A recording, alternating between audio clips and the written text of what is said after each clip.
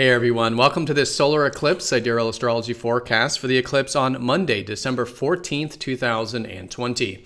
All right, so big time here for a new beginning to our life path, and in this case, in the constellation of Ophiuchus. If you're expecting me to say Sagittarius just then, be sure to check out that link down below for more information. We are using the visible sky called true sidereal astrology, and it does change the signs from mainstream astrology. All right, so an eclipse in Ophiuchus, the serpent bearer. This constellation is the person wielding or holding the serpent. And this is symbolic of essentially healing in our life. So it's a great time to set new intentions. This is a new beginning to our life path going into the next lunar cycle for the 30 days, but even in the solar cycle going into next year, of seeing how we can maybe do some healing. And this is, of course, physical healing is great with this eclipse, if there's any intentions you want to set around that. But usually with this deep watery constellation, it does deal more with the psychological, so maybe mental, emotional, or spiritual healing that we can set intentions with. Ophiuchus essentially brings up the shadow side of life, the shadow side of ourself, the unconscious, the deeper aspects, so that we can redeem these qualities of ourself and become more whole and more individuated, as the Jungians would say. So great time to see if there are any things that we've shunned, we've exiled, we've hidden away about ourselves, that now we can sort of open up a line of communication with to see what those sides of ourself might be missing, lacking, that we can embrace as a part of ourself, and in this way heal and transform. So the eclipse will be conjunct Mercury, so there's a lot of mental energy with this one. Good to use our minds to again dive into the deeper dimensions. There's a square up to Neptune, which is good for finding more peace in life through surrendering what's outside of our control and finding a little bit more of that inner peace and spiritual meaningfulness. There's a trine up to Mars, however, so there's some fire behind a lot of this watery energy. So there could be some assertiveness, some directness that could be channeled specifically towards more water things, like what's spiritually meaningful in our life with Mars and Pisces. And all of this with Chiron and Pisces, Chiron said to be the modern ruler of Ophiuchus. And so this is very much about finding more peace in life, maybe letting go of some past patterns with the South Node. But again, setting intentions towards healing and redeeming all aspects of ourself, including the shadow side of ourself, is a great way of working with this eclipse. All right, so let's go and take a look at this, as well as some of the other details of this eclipse, here in more detail when we return.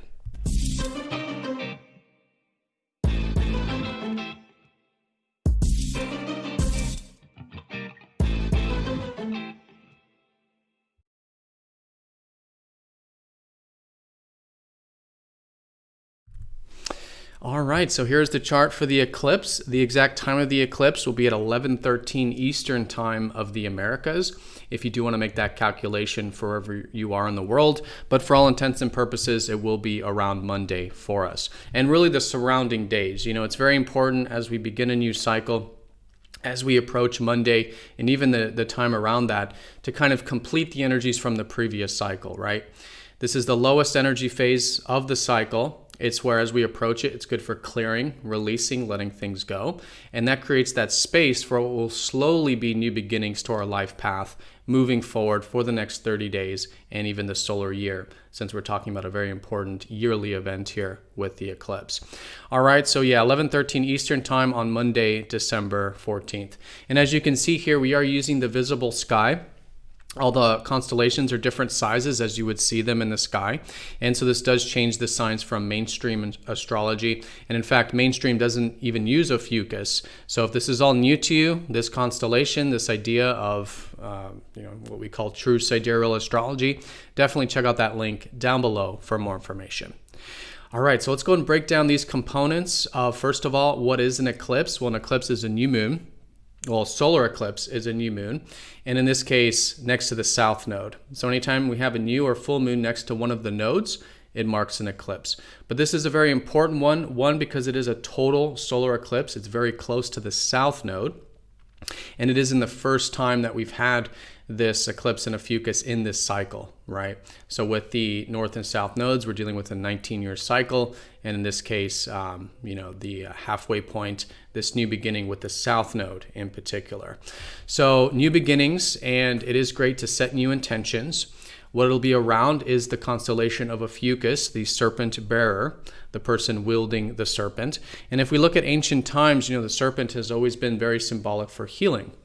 And I think particularly because of it being on a spiritual level, that there's all these deeper aspects of ourself and of life, right? The deeper we go, it's almost like the more instinctual, the more roots we go, which is represented by the serpent, always having its belly on the ground, on the physical earth.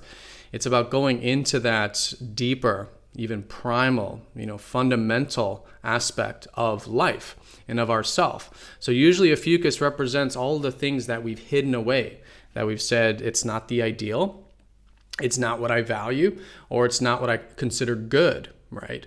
And these are aspects of ourself that usually start to come to the forefront whenever we have Ophiuchus energy. And for this, reason, with Ophiuchus being about the healer, it is this great opportunity for starting to really get into these deeper sides of ourself and start to embrace these sides as a side of ourself. Because, humans, we are this holistic, we have this full spectrum of life, right? From one side, the quote unquote good, the other side, the quote unquote bad, right? This full spectrum. And all those bad things, all those things that we've hidden away usually get, exposed, like I was saying, so that we can accept them. We can work with them. We can redeem them, right? So why are they the bad? Why are they the negative? Why have we put these kinds of judgments or values on these sides of ourselves? There's something about that that's being casted into the shadow and might be operating unconsciously, because no matter what, as humans, we do need to, really be our full selves. And a lot of the stuff that we put into the unconscious then starts to manifest unconsciously and in much more negative or quote unquote bad sorts of ways, or what I should say is imbalanced ways, right? So it's a great opportunity to do this, to dive deep, both emotionally, mentally, spiritually, to see if there's any sides of ourselves that have been exiled, have been pushed away, that we can now open that door, or maybe open up a line of communication with Mercury here, and start to see what are these aspects that we are split from, and that we can sort of dialogue with and see what is missing or lacking, or how we can start to reincorporate some of these important connections with our deeper self. And this, of course, leads us to being more holistic, more of our true selves, right? As we do redeem these hidden, lost, or exiled parts of ourself. So again, a great spiritually, emotional, mental healing, but also physical as well. Of course, our body's all tied to this. And so if there is any intentions around physical healing, that always goes hand in hand with spiritual healing, right? So good to set intentions around this as well. Now, it's important to know that this is a south node eclipse, which is very much symbolic of past life energy, if you believe in past lives, or just past energy, karmic energy, however you see that. So there might be some patterns, there might be some unconscious patterns that we're sort of involved with in our life. And this eclipse is going to help us illuminate that, be aware of them, and again, start to work with them in conscious and constructive ways. If there is any unconscious, karmic, repetitive types of patterns that we have, this eclipse will help us again see why, work with them, and start to do some of that healing for our life path. Because these eclipses dealing with the nodes are always about this life path journey. And in this case, how we can now integrate some of that more deeper, redeeming and integrating the shadow side of life, side of ourself. Now, it is, of course, always important to look at the oppositions, especially when we're dealing with the nodes. So as a reminder, with the North Node in Taurus, it's good to get into nature. It's good to do physical things that are grounding, right? It's the natural realm and the physical realm that helps us do this healing, right? If we look at shamanic principles, the shaman's always very much grounded in nature, natural medicine, the physical, even this very grounded sort of side. And so it's very important to get into earth, nature, our inner strength, that grounding energy, to help balance out a lot of this healing energy, because that'll be the key to doing it in healthy and constructive ways. All right, so that's the eclipse in terms of the Ophiuchus side of it. Now, there's also a very close conjunction up to Mercury. So and especially with Mercury being so close to the South Node during the eclipse, I think this is going to play a big role in terms of thinking and understanding, right? How can we use our minds in practical ways to maybe do some of this stuff, to understand the shadow, to understand healing, right? So really good time to do this practical implementation, applying it in our life. Of course, do give it time. The eclipse still has to build some momentum. This is the void energy as the exact time of the eclipse. And then things slowly start to move forward. Things slowly start to make a little more sense and start to become more implemented as time goes on. So do keep that in mind in terms of the cycle, but nonetheless, a good time to apply and put things into practice and understand them or work with them, even things that involve writing or communication in some way that deals with this healing energy is fantastic with this very close conjunction to Mercury. Now, there is also a square up to Neptune, adding to the watery energy. Ophiuchus already very watery in nature. And Neptune is a reminder that there are all these things outside of our control, with Neptune in Aquarius, about the future, our own future, maybe the global future, things of this nature, Aquarius things. So it is very good to surrender what is outside of our control. That's what Neptune helps us do, to find a little bit more peace in our life, and to be willing to trust our intuition, to be willing to trust the now moment, to live a little bit more presently, right? To find a little more peace in our life. So squares are about building and intention and action. So if there are any intentions or actions you do want to take towards what's going to lead to more spiritual peace in your life, right? I think this is a great way of working with the eclipse, whether it's spiritual activities, creative things, imagination, using that intuition, right? In that kind of sort of spiritual nature in constructive ways, I think is fantastic. Now, there is a trine up to Mars, who's also in a watery constellation. Now, Mars is the fire side of ourself. It's the ego, it's the drive, it's the needs, it's the action. And there's a lot of support with this, with this eclipse trining up to Mars. So I think it can be a very active sort of cycle in this sense, and maybe a bit of a confidence or assertiveness that comes into it. But with Mars in Pisces, just like that Neptune energy, Neptune rules Pisces. Mars in Pisces, these past 4 or so months, have been about helping us find a little bit more peace when we are taking action. So instead of taking action upstream, fighting the current, Mars in Pisces has been helping us sort of also surrender, let go of things outside of our control, so we can find a little bit more flow in our actions and our directions. So really good time to, again, take action, but in a way that is willing to go with the flow, willing to listen to our intuition, willing to take a step back, willing to be a little bit inactive in certain situations instead of pushing too hard, right? This is a great way of working with it as well. And with Mars in Pisces, it is about this doing things important on a spiritual and soul level. That is what's going to unlock that Mars for all of us, and has been unlocking that Mars. When Mars aligns, when our actions and drives align with those spiritual needs, right, and things important on a soul level, that's what's very beneficial and great way of working with the Mars here. All right, so those are the most important aspects here with the eclipse. But of course, anytime we do have any new moon, full moon, it's good to look at the dispositor or the ruler of the constellation that it's in. So there's a lot of different ideas as to who rules Ophiuchus, but I think the most strongest planet that is associated with Ophiuchus is Chiron. We call it a planet, but it is a comet, and it does very much deal with healing. Chiron, the healer, the wounded healer.